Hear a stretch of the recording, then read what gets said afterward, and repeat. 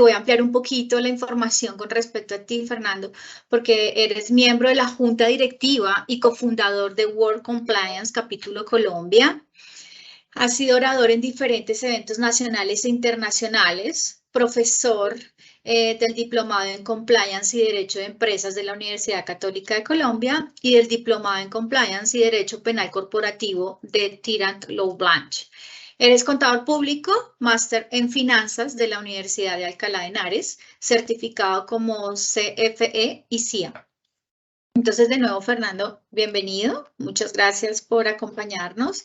Sabemos que tu charla también va a ser muy interesante y que obviamente va a complementar lo que hemos venido trabajando en las otras dos sesiones y lo que hemos venido trabajando el día de hoy. Entonces, ya te doy paso. Si quieres habilitar como tu cámara para conocerte, tu micrófono y obviamente pues darle paso a tu presentación. Listo. ¿Me estás escuchando y me estás viendo? ¿Me están viendo? Sí, así es. Ok, voy a proceder a compartir una presentación que he preparado. Listo, para que podamos conversar sobre ella.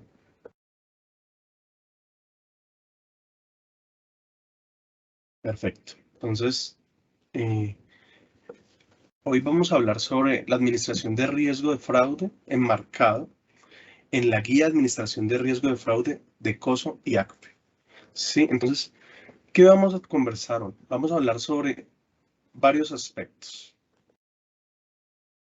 Discúlpenme un momento. Entonces, lo primero que vamos a hablar es un poco sobre estadísticas de fraude a nivel mundial. ¿Para qué? Para que nos ubiquemos un poco sobre cuál es la problemática que necesitamos atacar. ¿Listo?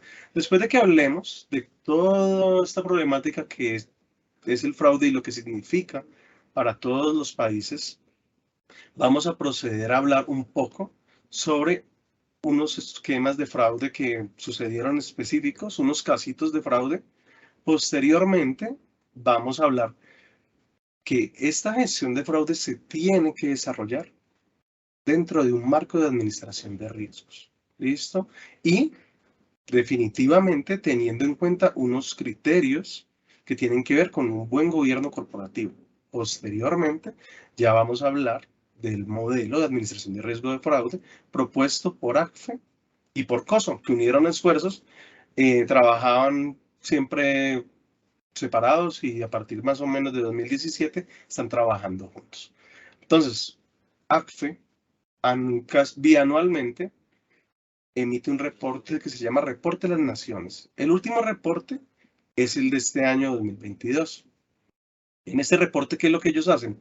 Ellos empiezan a hacer una encuesta con todos los CFEs, que son los examinadores certificados de fraude que hay en los diferentes países, de tal manera que ellos reporten pues los casos, cómo se detectaron, qué ocurrió, cuáles banderas rojas arrojaron, y con eso arman toda una estadística que es sobre la cual queremos hablar.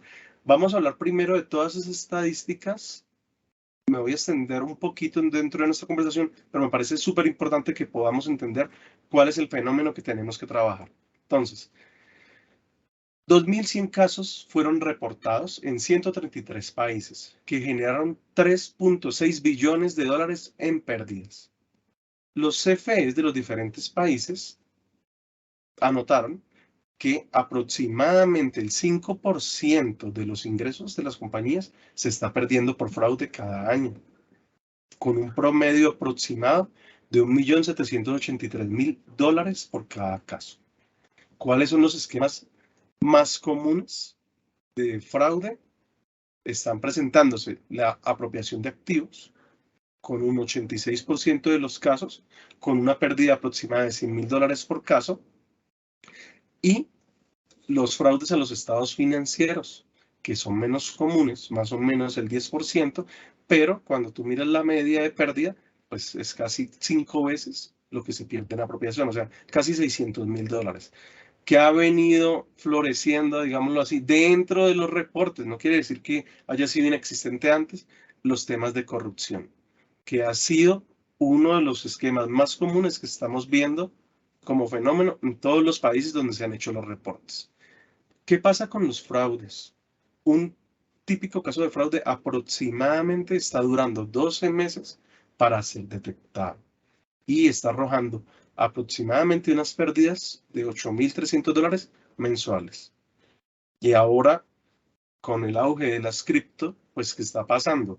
Que se están utilizando o aprovechando de estos mecanismos y el 8% de los casos de fraude están utilizando la herramienta de criptoactivos. Sobre ese porcentaje, ¿qué es lo que está pasando? Pues más o menos el 48% están utilizando los criptoactivos para recibir pagos relacionados con corrupción y el 43% restante, aproximadamente, ¿qué es lo que está pasando? Están utilizando los criptos para esconder los frutos de sus ilícitos. Voy a seguir con la siguiente diapositiva. No me quiso pasar, porque aquí. Entonces, miren que todas las regiones están sufriendo de este tema. Y recuerden que estos son casos reportados, no son los casos que están por reportar. Entonces tenemos Asia, tenemos Europa, tenemos Latinoamérica, tenemos el Medio Oeste, tenemos Asia, tenemos África. Miren que África es muy interesante porque pues tiene pocos reportes y todos sabemos que en África se viven unos niveles muy altos de corrupción. Entonces seguramente muchos casos no se están reportando. Más o menos Latinoamérica está como en el segundo lugar dentro de lo que está pasando, donde se están identificando más casos relacionados con fraude y corrupción. Con respecto a los perpetradores son las personas que están ejecutando los actos ilícitos dentro de las compañías. ¿Qué se ha encontrado? Que los ejecutivos o los dueños de las compañías están más o menos cometiendo el 23% de estos tipos de fraude ocupacional. Pero ¿qué es lo que pasa? Que cuando ellos actúan, digámoslo así, pues como tienen mayor capacidad para sobrepasar los controles, pues se están apropiando de más. Entonces, el daño que puede hacer o en promedio que están haciendo los dueños o ejecutivos de las compañías es de casi $400.000 en los casos donde han actuado, ¿cierto? Seguido por los administradores con 125.000 y los empleados que claramente al tener un poco menos alcance, pues el daño que generan es menor. El 85% de las personas que cometen estos fraudes, pues están presentando señales de alerta que están relacionados con su comportamiento, como cuáles pueden ser unas señales de alerta para que lo tengamos presentes. Personas que tienen problemas económicos, ¿sí? Que están atravesando por una separación, que están sobreendeudados, o por el contrario, personas que su nivel de vida no corresponde con el nivel de vida que deberían tener acorde a su trabajo. También pasa, por ejemplo, personas que no se den el control, que solo quieren hacer siempre las cosas y nunca quieren soltar, nunca salen a vacaciones. Entonces, esos son ejemplos de lo que pasa con las personas que cometen esos fraudes y que ahí están, esas alertas están y nosotros debemos estar atentos y entrenar a todas las personas de la organización para que realmente estemos pendientes y podamos tomar medidas y detectar estos asuntos más rápidamente. La mayoría de los fraudes que se están detectando vienen de 4 departamentos. ¿Cuáles son? Operaciones, contabilidad, los directivos y ventas. Y solo el 6% de las personas que han cometido fraude, pues han tenido condenas previas o se les ha detectado que han tenido estos comportamientos previos. ¿Qué quiere decir con esto? Que el 94% de las personas que nunca habían cometido un fraude lo han hecho. Entonces, ¿derivado de qué? Del triángulo del fraude. Tienen una presión, tienen una oportunidad, que de la oportunidad somos muy responsables nosotros en control interno o cumplimiento, y obviamente después racionalizan lo que está ocurriendo. ¿Qué pasa cuando una compañía tiene controles? Y ahí es que es donde nosotros empezamos a tomar cada vez mayor relevancia. Pues obviamente detectamos más rápido cualquier tipo de ilícito que se esté sucediendo en nuestra compañía y vamos a disminuir pues las pérdidas asociadas. ¿Por qué? Porque claramente estamos detectando más rápido los asuntos. ¿Qué otra cosa también pasa? Que todo ese ambiente de control pues se ve fortalecido porque las personas sienten que realmente es difícil, aunque tengan la oportunidad, ¿cierto? Es difícil cometer fraude porque eventualmente los van a atrapar, más temprano que tarde. Sin embargo, casi la mitad de los casos relacionados en este informe de fraude han sucedido. ¿Por qué? Porque han habido fallas de control interno. Listo, casi un 30%.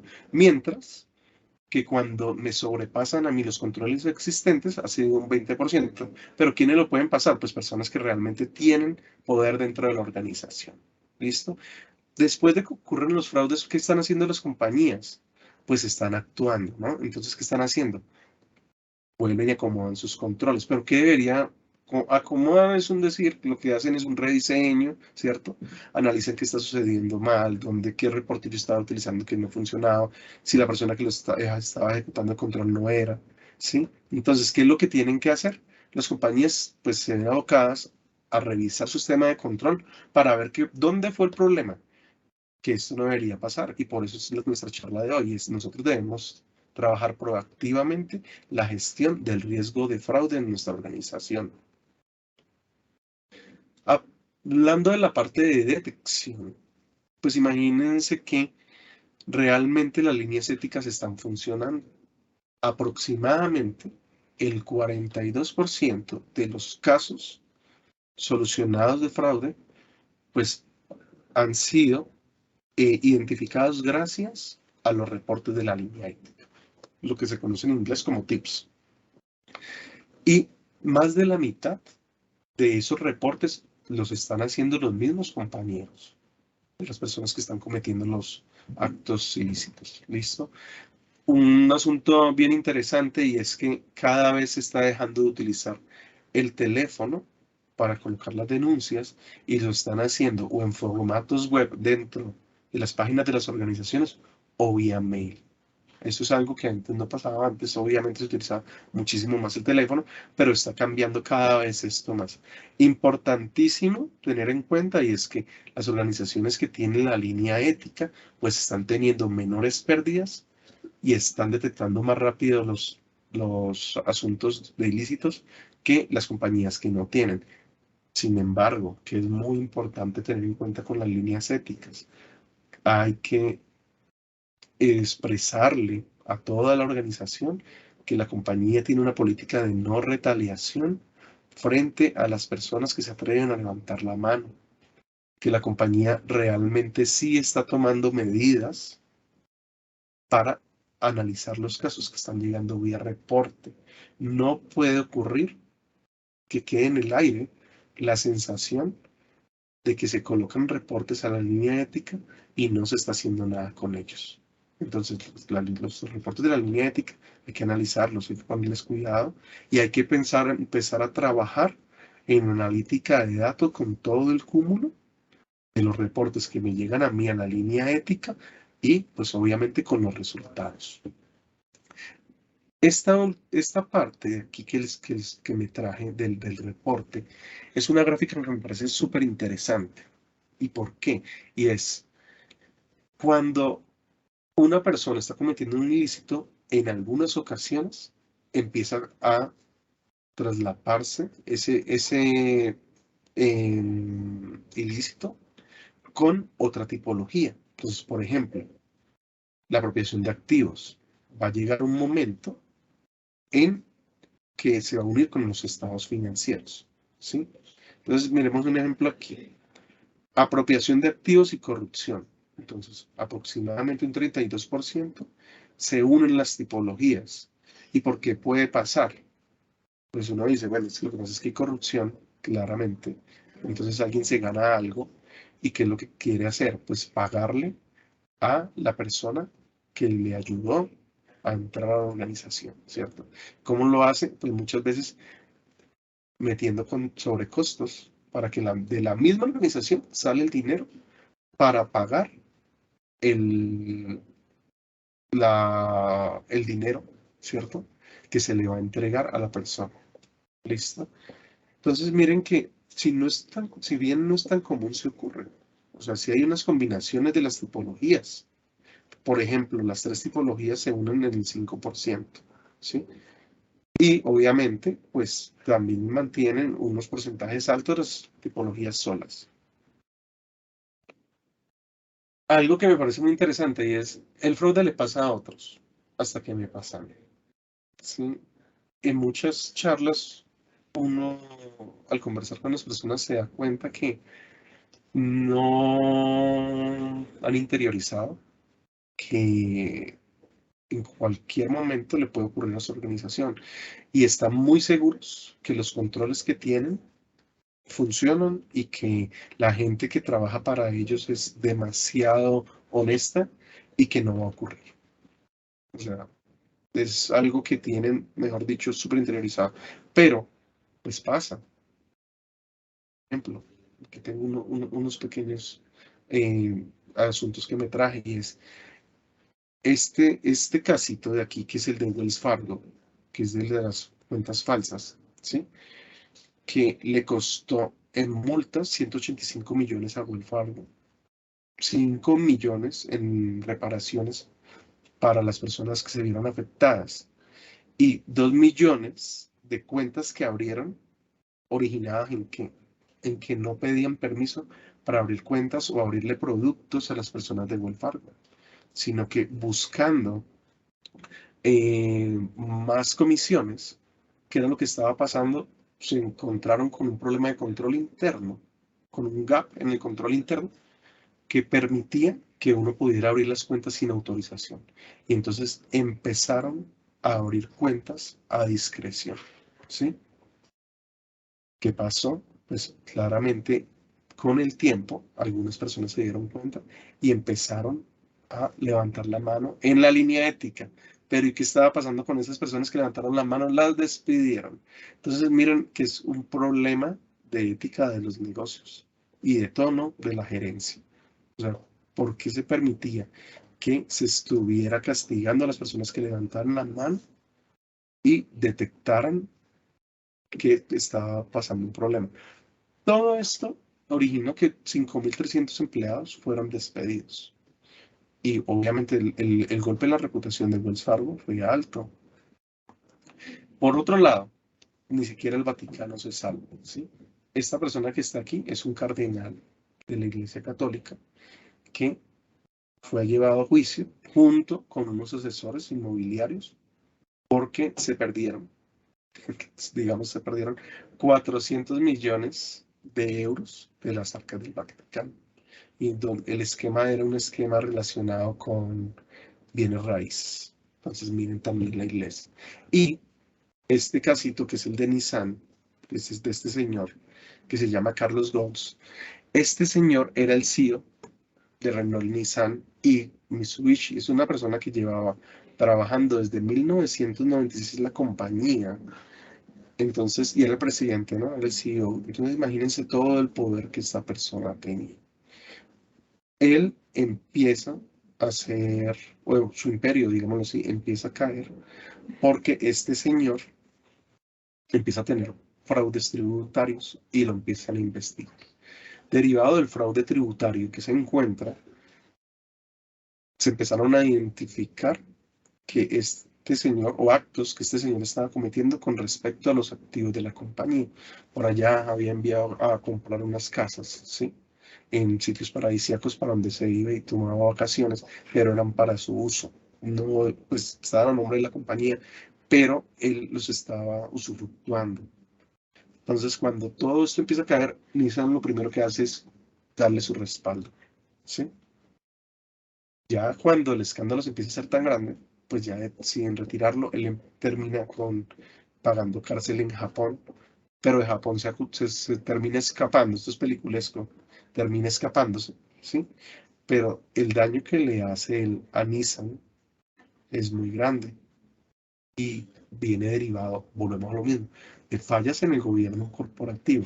¿Cómo yo puedo llegar a permitir que mi CEO pueda llegar a hacer todas las cosas que esta persona hizo dentro de la compañía? ¿Hasta dónde una persona que es tan bueno comercialmente, digámoslo así, yo le permito que por lo bueno que es, pueda terminar haciendo lo que quiera de mi compañía? ¿Qué lecciones nos dejan estos escándalos? La alta dirección va a hacer todo lo posible para cumplir con las expectativas de los resultados. Claramente los valores éticos de la organización son dados por el tono de la alta gerencia. Los auditores y los clientes pueden llegar a estar demasiado vinculados. Ustedes, si han podido notar, todas las Big Four han estado sonando por asuntos relacionados con malas prácticas en sus temas de auditoría externa. Las normas contables permiten discreción y si yo tengo apoyo de mi auditor, pues mejor para mí, ¿no? Los reguladores no han podido detener los fraudes, o sea, siempre van atrás los reguladores y siempre siguen sucediendo cada vez más fraudes. Y la gestión de riesgos no se está tomando seriamente. Y no se está tomando seriamente a pesar, y aquí me traigo unos ejemplos, de que desde las legislaciones, pues sí se hace énfasis en que la gestión de riesgos debe ser parte importante e integrada de los sistemas de control interno de las organizaciones. Entonces, por ejemplo, la guía de evaluación de los programas de cumplimiento del Departamento de Justicia de los Estados Unidos, cuando está haciendo una de las 3 preguntas que hace para evaluar los programas de cumplimiento, que son respecto a si el diseño del programa de cumplimiento está bien hecho, hace una pregunta y es, ¿consideran si la compañía se está adaptando al riesgo con el fin de que este programa se base en riesgos y que dedique la atención y recursos adecuados a las transacciones de alto riesgo? ¿Listo? Incluso si no se ha podido prevenir la infracción. FCPA. Entonces, FCPA tiene 2 disposiciones. Una es la disposición anticorrupción y la otra la disposición contable. Y en la disposición contable que hablan, así como los controles contables internos de una empresa se adaptan a sus operaciones, su programa de cumplimiento debe adaptarse a los riesgos específicos de sus operaciones. Y aquí en Colombia, para no ir más lejos, pues nuestro artículo 73 del Plan Anticorrupción y Atención al Ciudadano, que habla que debe haber un mapa de riesgos de corrupción. Señálase como metodología para diseñar y seguimiento del mapa de riesgo de corrupción que trata el artículo 73 de la Ley 1474. Establecida en el documento Guía para la Gestión del Riesgo de Corrupción. Entonces, la legislación sí lo trata, lo que pasa es que obviamente siempre va un poco atrás de lo que está ocurriendo.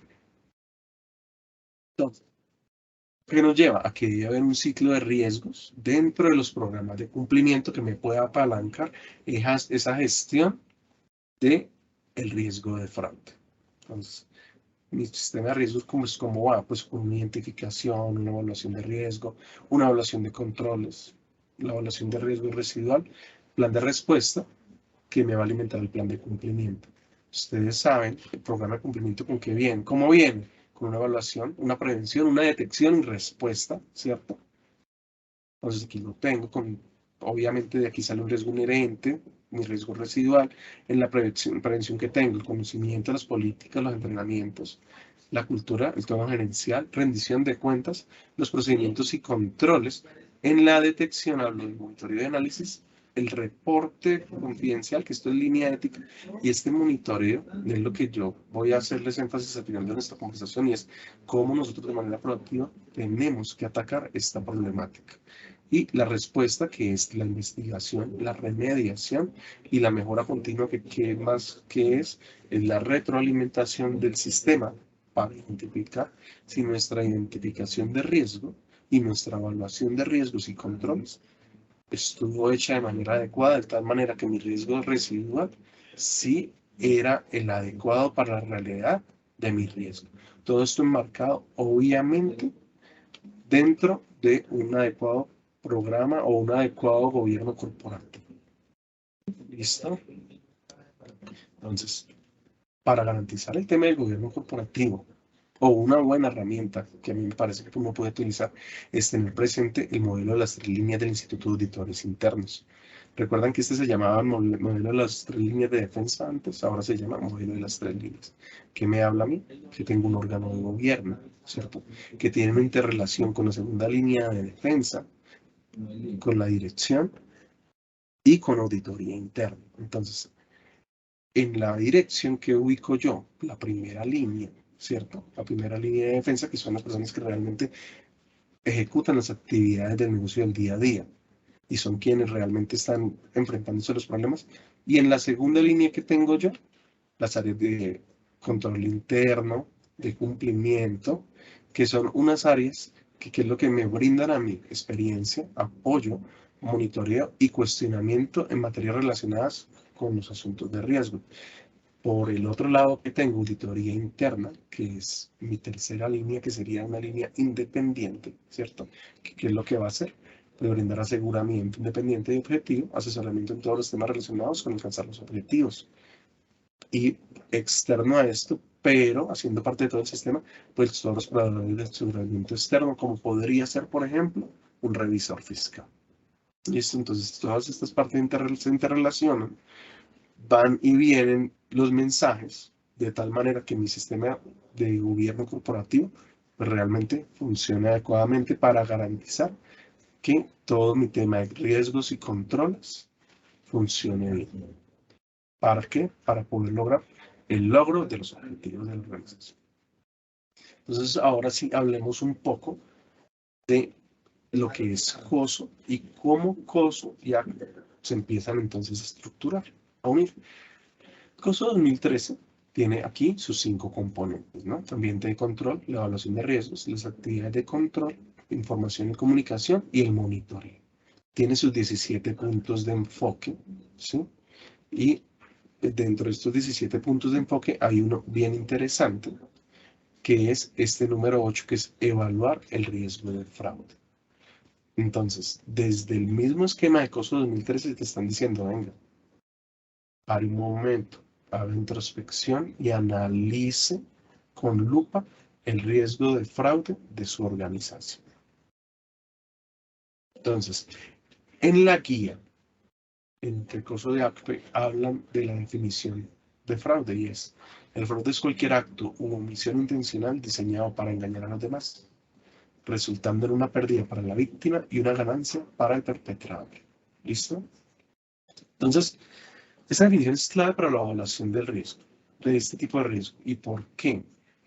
Porque es que tiene que integrarse la vista del riesgo de fraude dentro de toda la evaluación del sistema de control interno, de tal manera que puedan identificar las vulnerabilidades frente a los actos diseñados para declarar falsamente, malversar o perpetrar. En resumen, ¿qué quiere decir esto? Piensen mal, siéntese, analizar.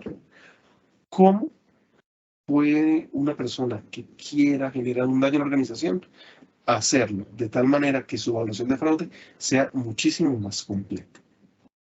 El árbol de fraude, y lo traigo a colación, es porque este árbol de fraude va a diferenciarse un poco del riesgo de fraude, del árbol de fraude identificado por la guía. Entonces, el árbol de fraude de ACFE, que me habla de 3 clasificaciones grandes: corrupción, apropiación de activos y los fraudes en los estados financieros.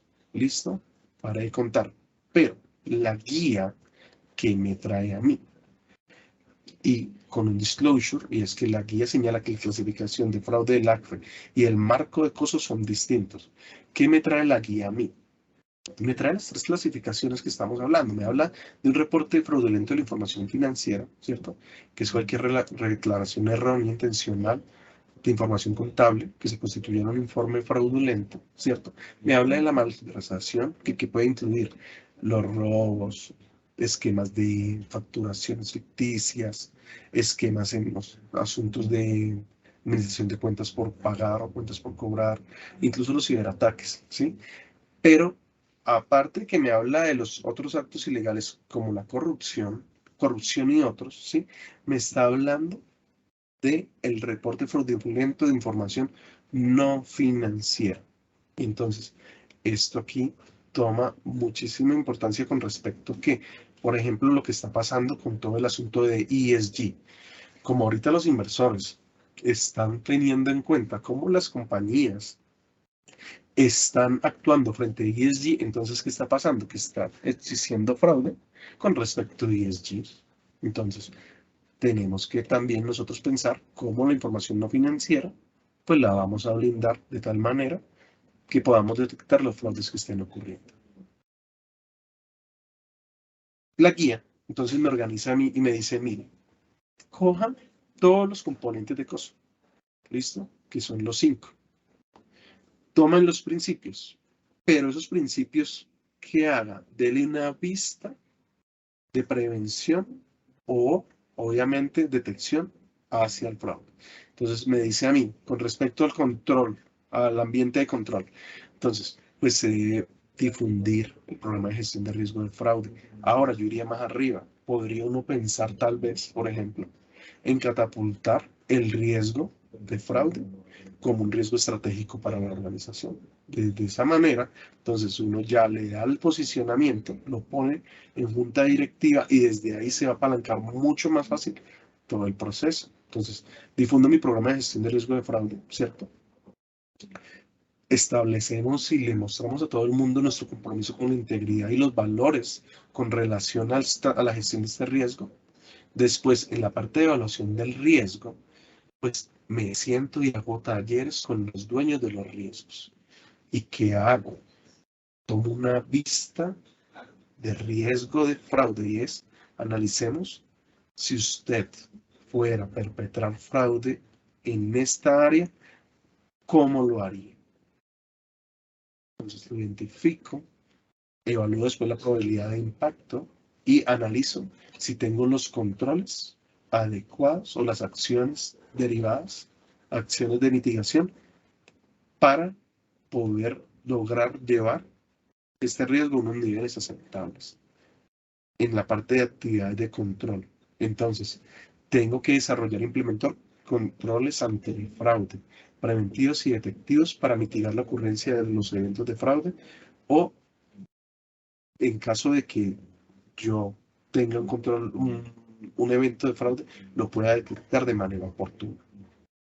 En información y comunicación, entonces, tenemos que establecer un proceso de comunicación para obtener información de potenciales fraudes, desplegar un enfoque coordinado para la investigación y las tomas de medidas correctivas de manera apropiada y oportuna. ¿Sí? Entonces, y es, por ejemplo, cómo yo estoy administrando mi línea ética, cómo le estoy demostrando a las personas que la información que me llega, yo realmente estoy haciendo algo con ella y estoy tomando medidas. Cómo todos esos casos que yo estoy identificando los estoy llevando al comité directivo o al comité de auditoría de junta directiva, o si no tengo a la junta directiva, para analizar qué es lo que está pasando con los asuntos de fraude que yo estoy identificando o que me están notificando. ¿Listo? Y en monitoreo, pues obviamente vamos a tener selección, desarrollo y ejecución de diferentes evaluaciones permanentes para determinar si cada uno de los principios de la gestión de riesgo de fraude está presente y funcionando. Y pues realmente, ¿qué se tiene que hacer? Comunicar adecuadamente cualquier brecha que esté pasando. Aquí, pues obviamente hay un apoyo importantísimo de auditoría interna, ¿cierto? Pero a la vez desde cumplimiento o riesgos, se pueden establecer mecanismos, como por ejemplo unos monitoreos preventivos, que me ayuden a identificar a mí cómo nosotros estamos administrando el riesgo de fraude. Esta guía habla muchísimo y hace mucho énfasis en el análisis de datos. ¿Listo? Y es una estrategia proactiva de análisis de datos me permite a mí evaluar las áreas de alto riesgo de fraude de tal manera que yo pueda dirigir las actividades y los controles de mitigación. ¿Listo? Entonces, hay muchísimos indicadores que uno puede calcular que le ayuden a uno sin tener que ir a las áreas con la información que yo tengo de ventas, con la información que tengo, por ejemplo, de notas crédito relacionadas con ventas. Para dar un ejemplo, entonces uno podría analizar, venga, ¿qué está pasando con las devoluciones? De tal manera que le puedan arrojar a uno alertas para que cuando uno vaya al área, uno ya sabe que está ocurriendo algo. Entonces no necesariamente tiene que ser un muestreo estadístico, ¿sí? Sino que uno puede ir un poco más dirigido. Entonces, eso en todos los aspectos. Lo que hablaba yo ahora de la línea ética. Empiezo a recibir reportes de diferentes áreas. Entonces las empiezo a categorizar y digo, mire, en tal área estábamos teniendo reportes recurrentes de direccionamientos de contratos, por ejemplo. Entonces, ¿qué vamos a hacer? ¿Cómo vamos a actuar? ¿Quién es el jefe que está ahí? Y ese señor, ¿cómo está? Puede uno ser incluso más proactivo y empezar a ejecutar debidas diligencias ampliadas sobre estas personas para ver qué está pasando, cuál es su nivel de vida. Y todo esto, ¿desde dónde? Desde el análisis de datos. Entonces, el análisis de datos está cobrando demasiada relevancia y es hora que todos nos montemos en este bus y empecemos a trabajar análisis de datos de una manera generalizada. Pues aquí obviamente hay unos ejemplos, es la estratificación de datos, identificando transacciones de las diferentes unidades de negocios, risk scoring, análisis de tendencias, visualización de datos, hacer modelos estadísticos y predictivos, análisis de Big Data y fuentes de información externas que incluyan fuentes de datos estructurados como no estructurados. Entonces miren, mucho data analytics. Sin embargo, a pesar de que yo tenga todo un esquema de, de análisis de riesgo de fraude o enfocado a la detección, ¿cierto? Y a corregir los problemas que yo tenga, es muy importante trabajar en la disuasión. De tal manera que las personas sientan que en el ambiente de la organización que es realmente difícil cometer fraude. Sale más barato. Cuando yo trabajo la parte preventiva, me sale mucho más económico que pagar por las investigaciones. Entonces, esa parte preventiva que incluye la capacitación, ¿cierto? Trabajar muy duro el tema del tono de la gerencia, trabajar en los controles preventivos, trabajar en data analytics de tal manera que la gente sepa que es como si hubiera un tipo de termómetro. O sea, cuando está pasando algo en el área, misteriosamente me llega o control interno o auditoría a ver qué es lo que está pasando, sin tener que esperar a que dentro del programa de auditoría, que por ejemplo me tocan 2 años, detecten algo, porque la gente sabe. Entonces la gente dice, no, esta gente pasó este año, entonces no vuelvo a pasar por ahí en un año y medio, entonces tengo tiempo para hacer lo que necesito hacer porque no pillaron que había un gato. Me robo lo que me tengan que robar y me voy. Entonces, eso es lo que tenemos que evitar. Poder jugar de una manera anticipada para atacar todos estos flagelos.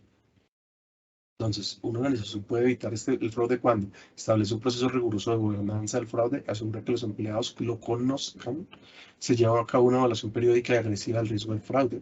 Yo digo que debería ser por lo menos cada año. Se diseña, se implementa y se mantienen procesos efectivos de prevención del fraude y control y detección de procedimientos y se toman acciones rápidas contra las personas que intentan cometer fraude. Intentan incluso, no que lo hayan cometido, que lo intentan. Para eso uno puede establecer mecanismos como un comité de ética, de tal manera que le ayuden varias personas de una manera colegiada, ayuden a tomar decisiones o las decisiones más adecuadas para la compañía. Ya para terminar, ¿sí? Aquí les dejo unas herramientas que nos pueden ayudar a nosotros a evaluar este tema del riesgo de fraude, a correr datos analíticos, tests analíticos con respecto a diferentes cuentas de los estados financieros. ¿Sí? Unos formularios que me ayudan a ver cómo está la percepción de fraude dentro de la organización y pues obviamente el reporte de las naciones de 2022 de ARFE. Este que está subrayadito aquí es cómo el Departamento de Justicia de los Estados Unidos evalúa los programas de fraude, los programas de cumplimiento, perdón, aquí se los dejo. Y este último es otra herramienta de fraude del ACFE que me ayuda a mí a hacer como un chequeo de diferentes puntos que me ayudan a identificar. Entonces, seguramente voy a compartir la presentación posteriormente con ustedes. Espero que pues todos los links les sirvan. Si no les sirven, pues me pueden contactar. Listo, les agradezco mucho por el espacio. Y bueno, nada, cuídense mucho. Muchas gracias. Fernando, muchas gracias a ti, muy amable. Si nos permites, ahí hay unas preguntas en el chat que te las vamos a trasladar para que nos puedas apoyar con las respuestas. Muy interesante realmente tu charla. Mira, Edgar Montiel pregunta, ¿se tiene estadística de los microfraudes que en el transcurso del tiempo pueden ser más perjudiciales? Sí está. En el reporte a las naciones del ACFE están las diferentes tipologías. ¿Listo? Entonces, ¿qué es lo que se está hablando? Este tipo de fraudes es mucho más común, ¿cierto? Pero tiene un impacto mucho más pequeño en las organizaciones, ¿sí? Entiendo lo que dice él, pero claro, ¿qué es lo que pasa? Que el daño a todo el ambiente de control de la organización es muy alto porque es la percepción de, ¿sí? Todo el mundo sabe que algo está pasando ahí, nadie hace nada, entonces todo el mundo se empieza a contagiar como si fuera una fiebre y todo el mundo quiere hacer lo mismo, o las personas que van llegando ahí. Y ese es el daño que realmente, pues, implica. Pero en términos económicos no es tanto, pero en términos de lo que es el ambiente de control, sí, se afecta un montón. Excelente, Fernando, gracias. Blanca Durley Sánchez pregunta, ¿cuál sería la mejor manera de notificar o demostrar que la compañía sí analiza los casos que entran por línea ética y se han tomado medidas al respecto, con el fin de que la organización en general vea que es una medida efectiva y que su voz sí se tiene en cuenta? Bueno, una forma indispensable, diría yo, es cada que llega un reporte de línea ética, cuando usted lo trabaja y lo ha terminado y ha tomado medidas, debe escribir a la persona que reporte y decirle, gracias, señor fulanito de tal, o si es anónimo, entonces muchas gracias por su reporte. Le comunicamos que la organización ha tomado las medidas respectivas con respecto al asunto reportado, ¿cierto? Le agradecemos mucho por confiar en nuestro programa de cumplimiento, por ejemplo. Pero también uno puede buscar mecanismos como los informes de gestión que ayudan a mostrar cómo el área encargada de gestionar estos asuntos los está trabajando. E incluso uno podría pensar, pero esto hay que tomarlo con pinzas y hay que trabajarlo con el área legal. Y es, ¿cómo yo puedo divulgar los casos que estoy resolviendo en la organización? De tal manera que yo trate de anonimizarlos, ¿cierto? Pero que muestre el caso del cual se está hablando para que la gente sepa, uy, pasó esto aquí, ¿cómo así? ¿Sí? Pero ese es un tema que toca revisarlo muy bien porque claramente si la persona que cometió el ilícito es muy fácil de identificar, pues se podría llegar a ser un problema para la organización si se hace así, pero es una opción. Entonces son como estas formas. Excelente, Fernando, mil gracias. Tenemos una pregunta de Nidia Carvajal. ¿Quiénes deben ser responsables de la estructuración de la matriz de riesgo de fraude y de la validación de los controles asociados? Ok. Mira, ¿cómo podría ayudarles a resolver esto? Porque es un tema que es complejo en las organizaciones. El área de riesgos o cumplimiento, ¿sí? Es el área que dirige todo el asunto. Es como si fuera una orquesta. Entonces el maestro es riesgos y cumplimiento. ¿Listo? ¿Cuál es su función como segunda línea? Apoya, ayuda a identificar, soporta metodológicamente a las áreas dueñas de los riesgos.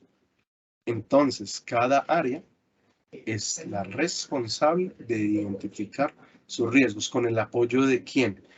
De riesgos o cumplimiento. ¿Cómo se hace? Con un programa estructurado de identificación cuya responsabilidad está en quién, en riesgos y cumplimiento. Hay que correr el ciclo de riesgos y eso lo hace o el oficial de cumplimiento o el encargado de riesgos de la organización. Pero hay que ir a cada accountable de proceso y decirle, bueno, mi estimado CFO, tú eres el dueño de los riesgos financieros, ven para acá, de toda tu área y tu vicepresidencia, analicemos cuáles son tus riesgos, pero es él el responsable. Obviamente con el apoyo de quién, de riesgos y cumplimiento, pero el responsable de que todo el ejercicio se haga y se llegue a junta directiva es cumplimiento o riesgos. Excelente, Fernando. Mil gracias. Te pregunta Bueno. Julio César Rojas. ¿Todavía más preguntas? Ya vamos a terminar. Ah, sí. Fernando, en tu experiencia, ¿qué funciona mejor como esquema de denuncia? ¿La funcionalidad de una línea ética o bien establecer una línea de denuncias de fraudes? Es decir, ¿qué resulta más conveniente? ¿Manejar estos esquemas de denuncia de manera soft o bien hard?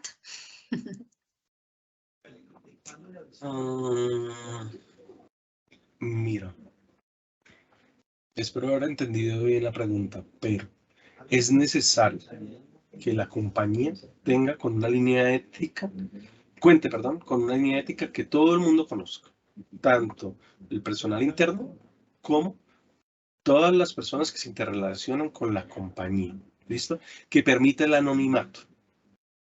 Entonces, al permitir el anonimato, eso me da a mí la oportunidad de que cualquier persona que esté evidenciando algo que está ocurriendo, pues lo pueda denunciar. Mejor que sea externa, que nadie de la organización la administre, ¿sí? Pero que todo el mundo sepa de su existencia. Entonces, en ese sentido, creo que sería hard, pero no sé si esté confundido con la pregunta, pero es, téngala, que todo el mundo la conozca y la reconozca y que cualquier persona pueda acceder a ella. Ok, súper, sí, sí, yo también entiendo como que la pregunta va enfocada es manejarlo como ética o manejarlo ya muy directamente, muy frontal como fraudes, ¿sí? ¿Cuál sería como esa mejor estrategia? Gracias por tu respuesta. La línea usualmente uno la llama línea de ética y cumplimiento. Y uno dentro de la línea luego hace las clasificaciones. En el reparto uno dice, este asunto es más ético, este asunto es más de cumplimiento, y así mismo lo lleva a los verificadores, que son las personas encargadas de analizar lo que está ocurriendo. Desde la óptica ética o de cumplimiento, que cuando uno dice cumplimiento sería fraude, corrupción, lavado de activos y cualquier otra tipología que quede pagar. Excelente, Fernando, gracias. Germán Benítez te pregunta, ¿la metodología de ACFE separa el riesgo de corrupción del riesgo de fraude? ¿O el riesgo superior es el de corrupción? Los mapas de corrupción son más populares en el sector público. ¿Qué está pasando con esta práctica en el sector privado? Bueno, primero,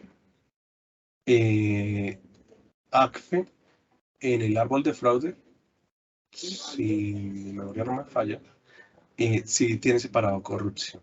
¿Listo? Segundo, sí es cierto que el tema de corrupción